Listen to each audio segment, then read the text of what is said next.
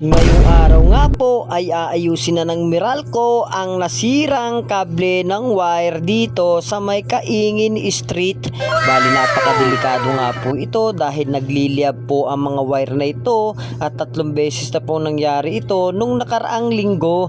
At bali ngayon nga lang po pupuntahan ng Meralco kahit napakadami ng report sa kanila dahil sobrang dami po ng reklamo sa kanila na kagaya rin po ng kaganitong sitwasyon. Kaya sa mga constituents po natin na umiinit na ang ulo kung bakit napakatagal ng Meralco ay eto na po't aayusin na at ngayon nga po at mamaya lang ay makakatulog na kayo ng ayos. Walang anumang pag-aalinlangan. Bari ang kasama ko nga po dito ay si Kuya Beto na XO at si Sek Edwin na ating sekretary para magbantay para hindi makapasok ang mga motor na gustong magpasok at pasaway dito sa lugar na ito dahil may ginagawa dito ang Meralco. Panandalian nga lang naman po ito at maya-maya lang po ng kaunti ay pwede na kayong dumaan, kaya pasensya na po sa mga tao na mainitin ang ulo at gusto mag-shortcut papunta dito ay umikot na lang po kayo sa kabila dahil nandito nga po at para hindi na delikado at nangayusan na nila at nang matiwasay na ang ating tulog at wala na tayong pinoproblema at nang hindi na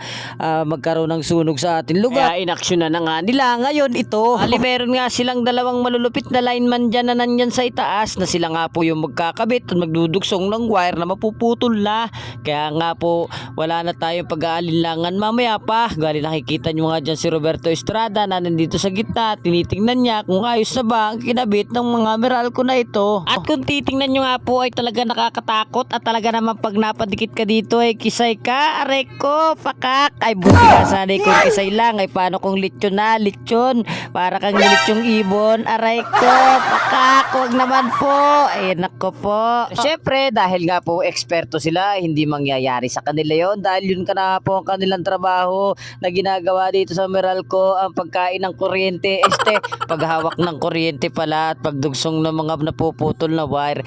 Di ba napakagaling nila? Syempre yan ang kanilang profesyon, yan ang kanilang pinag-aralan at may kanya-kanya naman tayo pinag-aralan kung ano ang dapat nating gawin sa ating profesyon, di ba? Makikita mo nga dyan yung XO natin yan at tinititigan niya talaga at pinag-aaralan niya siguro na ba pwede siya na kumain ng kuryente, bumabak pala ng kuryente pero hindi ganon. Siyempre kaya nandan niya siya, binabantayan lang niya yung mga dadaan at baka siyempre baka masampayan ng wire at baka mamaya ay makislig ito. Aray ko, pakak. Siyempre Pilipino tayo, kung saan misikit doon tayo sisiksik at ipipilit pa rin natin yung gusto natin kahit hindi naman pwede, di ba? Ganyan naman tayo mga tiroy. Aray ko, pakak. Oh no. Kaya mga kahenyo, hanggang dito na lang po muna ang video na to dahil maya-maya lang po ay matatapos na siguro yan at para naman nakadugsong na. Kaya ano pang hinihintay nyo? Hanggang dito na lang guys. Salamat sa inyong panonood.